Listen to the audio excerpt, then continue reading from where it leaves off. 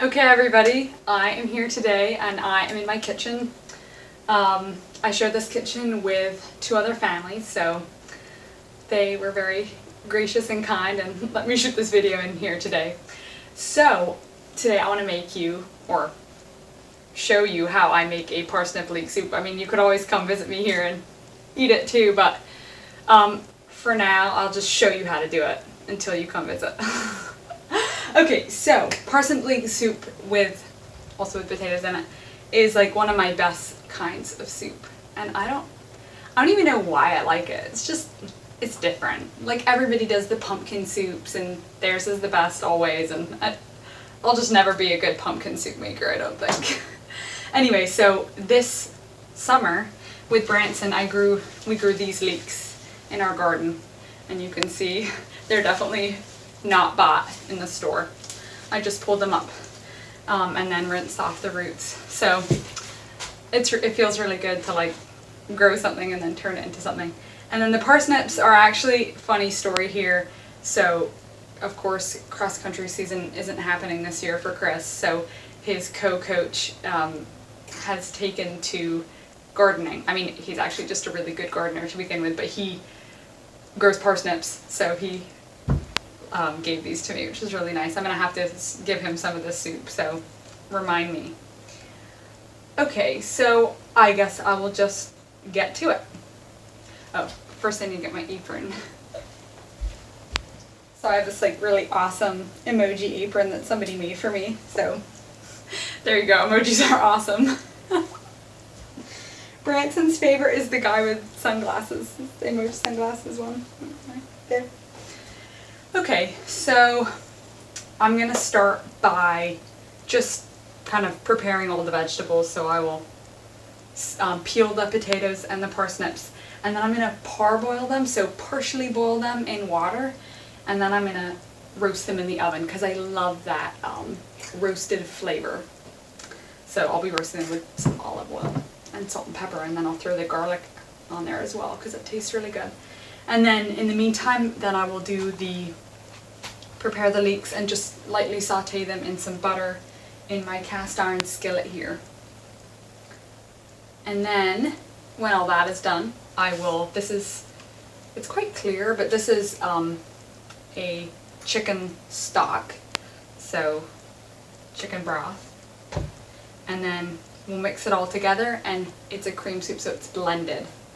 And then I'll also be making some croutons to throw on the top, but you'll see how it all plays out. Okay, so let's get started. I got my peeler. Make some room.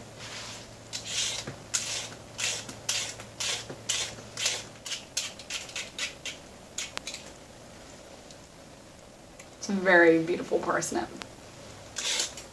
So I think I told you before, I've never really been into gardening.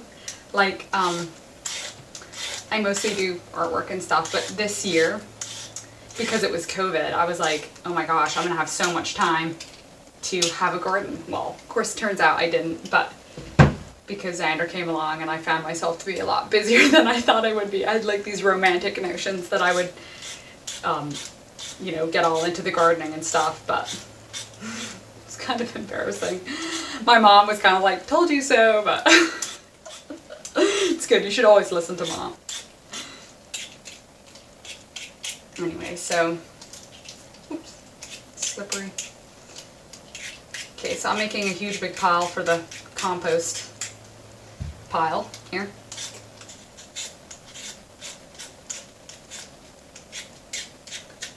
Okay, the last time I made parsnip leek soup was, we do, like here at the Mount, I don't know, we probably won't be able to do it this year because of COVID and we can't really get together indoors, but always around Christmas we have this really fun tradition where like whoever is inspired to can make like the favorite soup of their choice and then serve it to like the community. So we'll have like a big evening with like tables set around and everybody serves their soup like with these burners, and it's like a really nice thing to do in the winter and kind of whatever Christmas celebration or just to actually, honestly, it's just a good excuse to be together and celebrate with food. But like, it's a really fun tradition. Last year, I made this, and then somebody else made like a venison paprikash sort of stew, a venison stew, I think it was. And then somebody else did like this really good black bean soup. That was terrific. And then I also really love the French onion. And then they do these baguettes with fresh mozzarella, or was it fresh? Anyway, it doesn't matter if it was fresh or not, but they mozzarella to toasted little toasties with mozzarella on top and dip it in. So good. And so it's like really fun because everybody can kind of show off what they're good at. Okay, compost. Alright, so I'm going to start by, I'm going to chop these next. Let me get my knife. And I like to cube it, like not too big so it doesn't take too long to cook.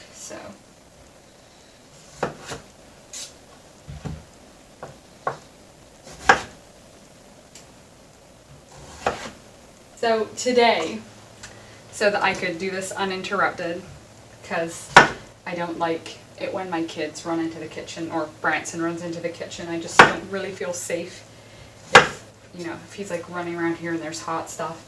So I dropped the kids off at my friend's house, so that's why Xander and Branson are not here today.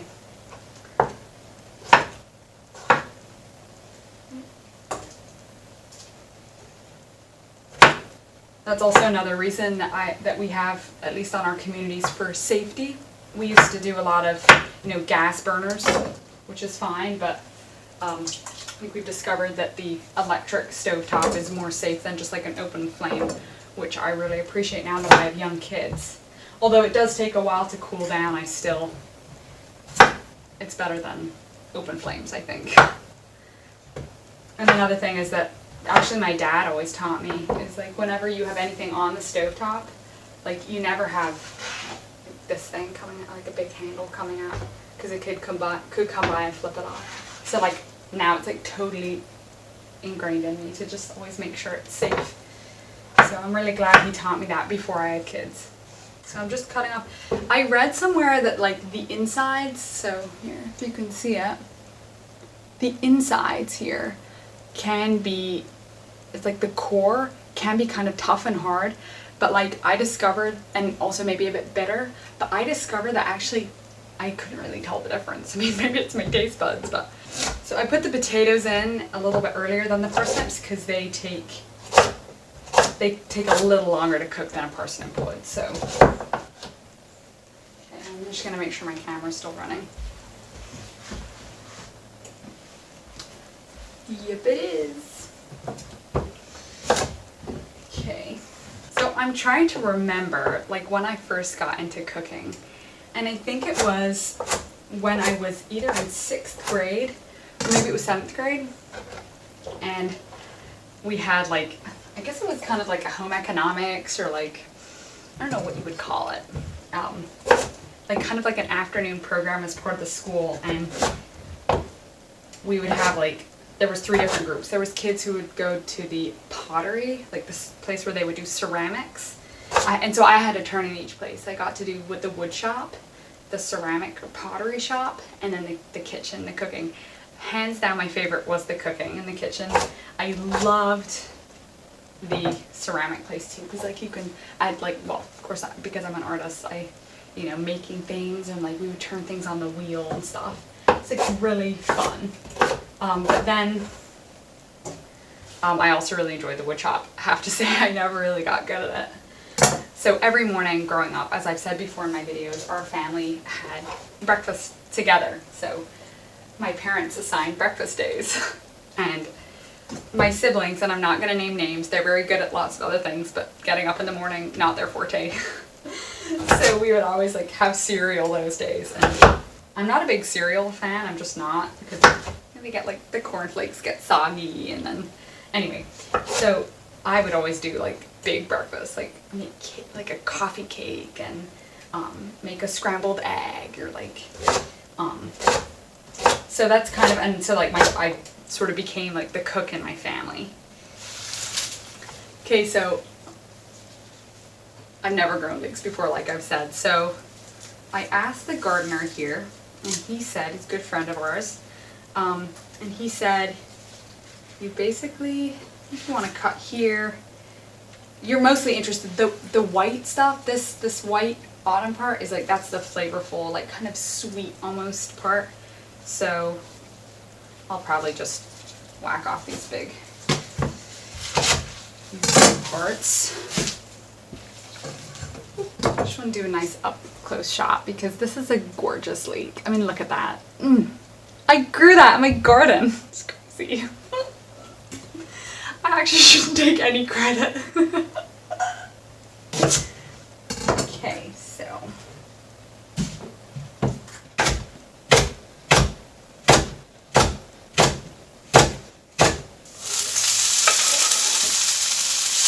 Oh, and if you didn't know, always use the back end of your knife if you're going to do that, because it'll make the sharp end dull if you just scrape.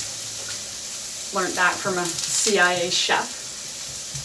But I kind of like, see how it's sort of, ooh, I love that. That's really pretty. Do you see how it goes from like light on the outside to dark on the inside? Usually it's the other way around, isn't it? It smells so good. I wish YouTube would have like a smell transfer button. I feel like I've said that already. Well, sometimes we wouldn't want a smell transfer. But it does smell really good. I'll just quick chop these garlics.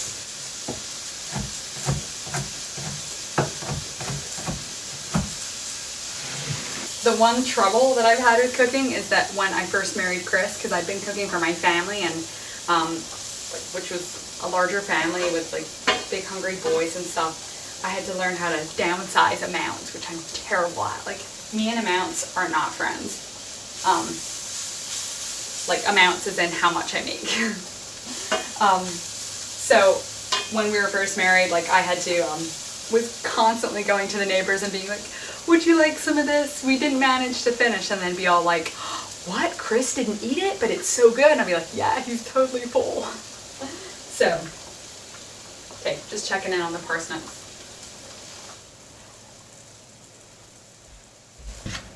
Okay, so there they are. Ooh, dripping on the floor. Quick.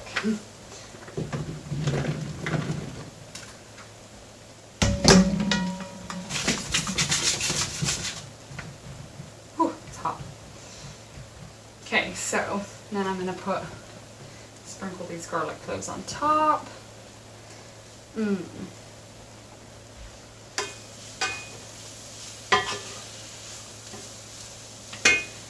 Okay, and then I'm gonna do salt.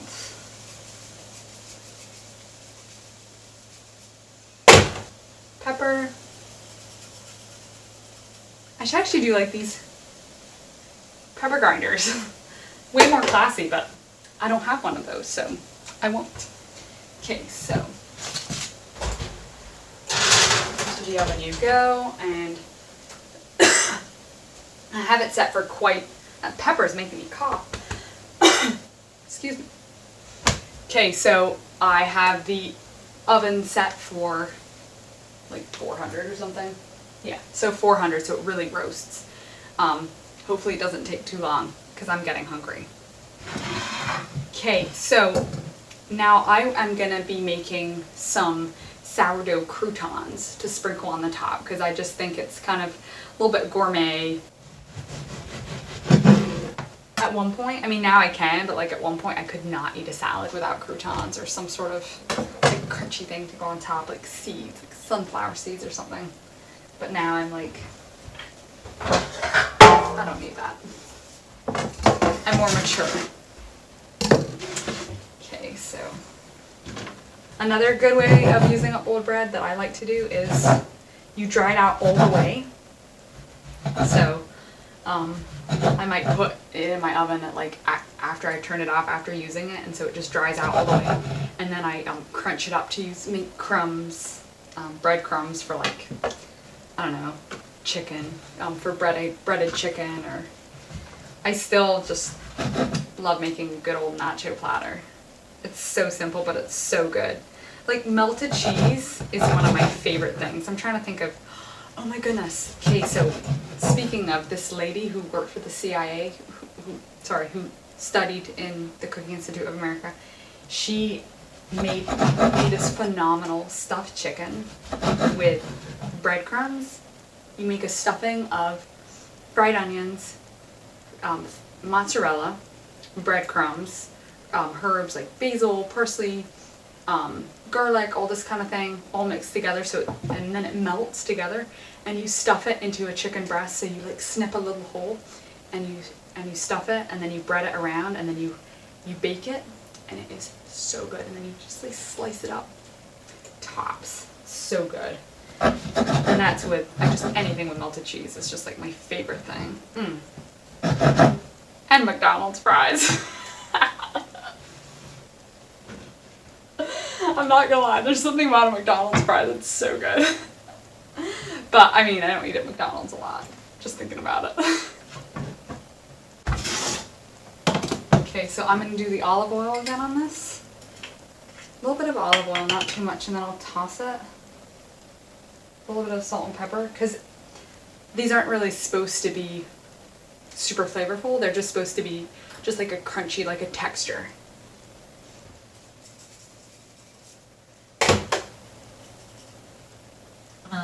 Blow my nose into the pepper. Put it in the oven. Okay, so it's a bit clear, so it's probably not the strongest chicken stock, but here's 4 cups.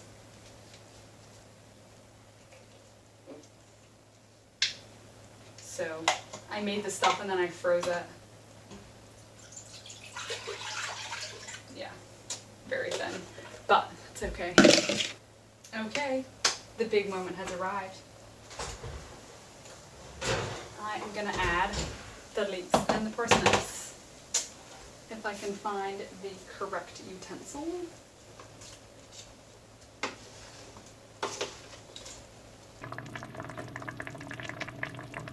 I kind of let the leek and parsnip and potato and broth mixture, it's been cooking for a while, and then I let it cool for a bit so that I won't ruin my neighbor's blender, because, well, I think I said this before already, but this is plastic and I don't think it'll tolerate a lot of heat, and it's my neighbor's very special thing. So I'll have to do it in batches, so bear with me. And it's gonna be good.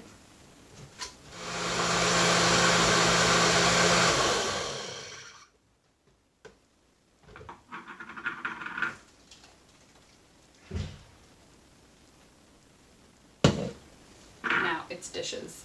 And there's a couple things, there's actually a lot of things on YouTube that should not be there, that is just don't belong on YouTube, and one of them is my kitchen sink, so I won't show you.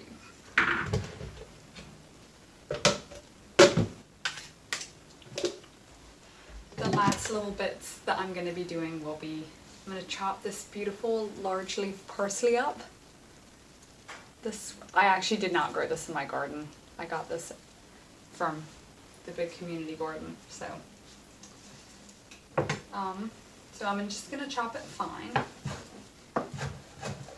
and I'm going to use it for garnish on the top. Okay, okay, and then this heavy cream, I'm just going to warm it up a little bit in the microwave, and then I will add it to the soup, because I don't want it to be fridge cold. Well, actually, it's been sitting on my counter, so it's actually probably fine. Okay, and you can see the tendrils of steam, so it's definitely getting nice and hot. And I'll do some finishing touches with adding like some salt and pepper. See how it tastes, because actually I haven't even tasted any yet. Usually, like, okay, so I've been trying to keep it a little tidier today. Usually it's like a big mess everywhere. Usually I have like a stack of spoons, tasting and stuff. Gotta get the spoons.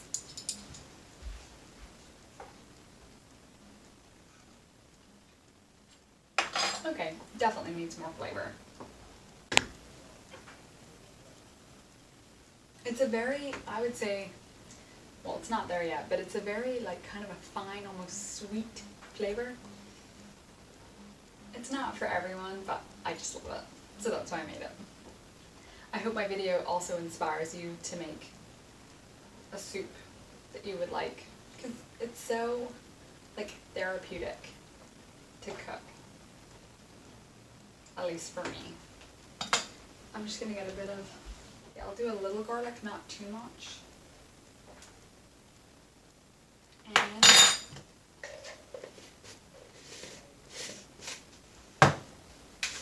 a little bit of chickpeas.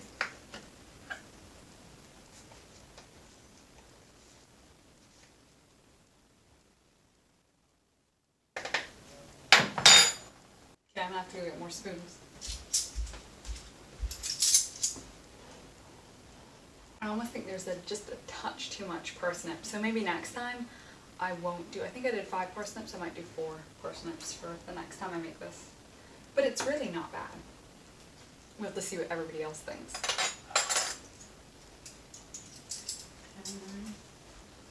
And tell me you did cherry tomato.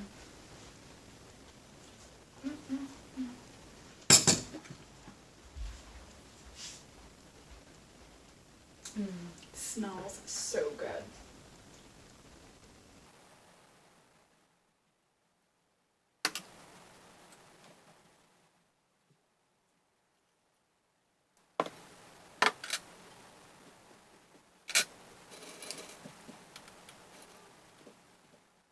Okay, finished product. Now I've got to try it.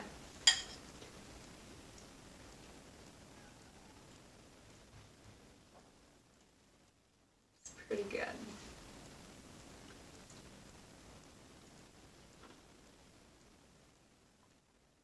Oh, it's really good.